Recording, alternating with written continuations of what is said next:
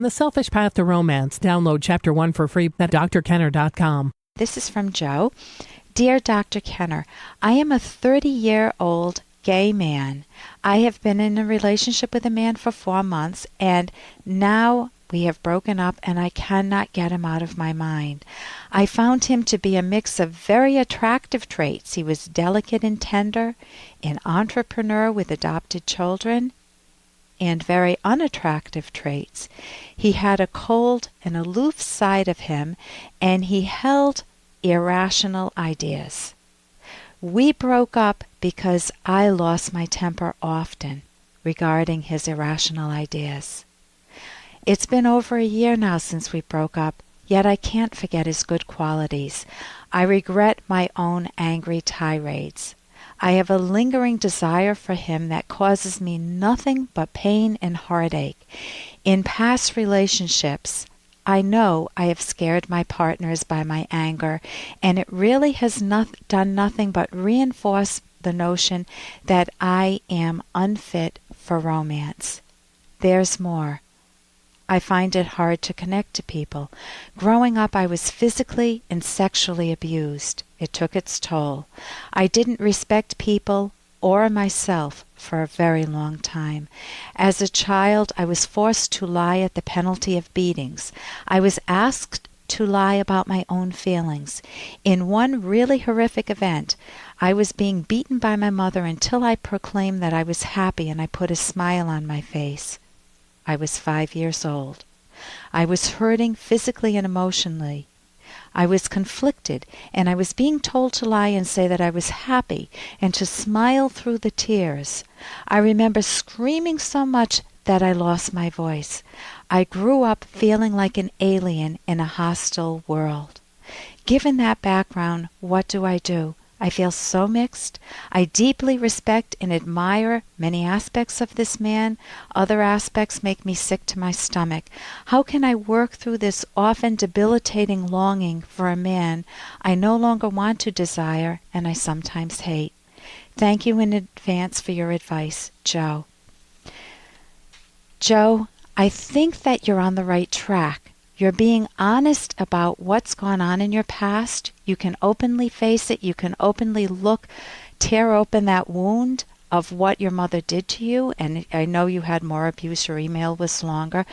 And you can take a look at that and just have empathy for the child that didn't get that love that you wanted and deserved from a mother, and longed for some connections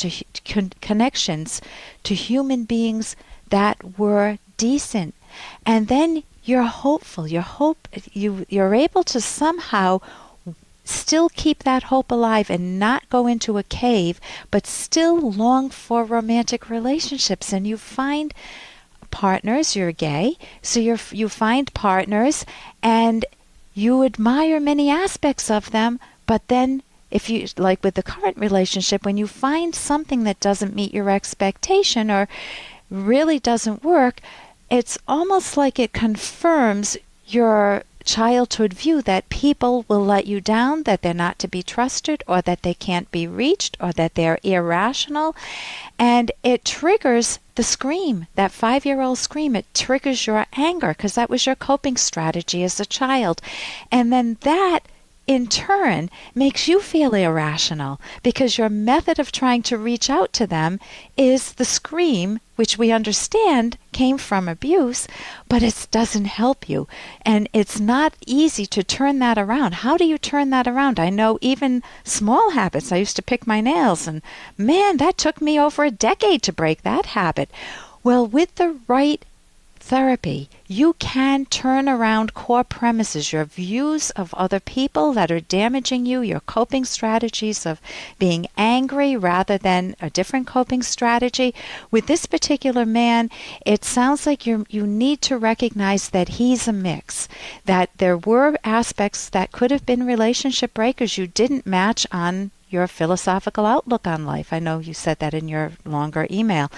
And that can be a relationship breaker, even though you love many aspects of him. But more profoundly, most of us hurt most when we feel like our own identity is shaken, when we feel like we've acted against our own best interests. So what I recommend is going to my website, drkenner.com, getting the book Mind Over Mood, and also going to academyofct.org, academyofcognitivetherapy.org, and getting a therapist in your neck of the woods. For more Dr. Kenner podcast, go to drkenner.com and please listen to this ad.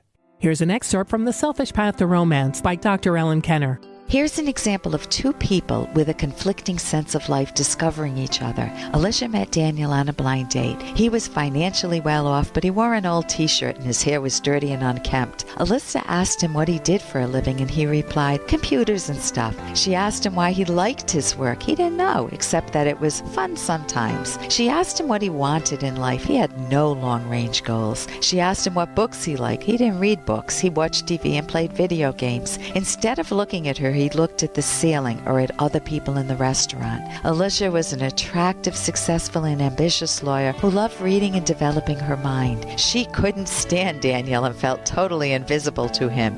Being with Daniel, she felt as though he was from an alien universe. His sense of life was opposite to hers. You can download Chapter 1 for free at drkenner.com, and you can buy the book at amazon.com.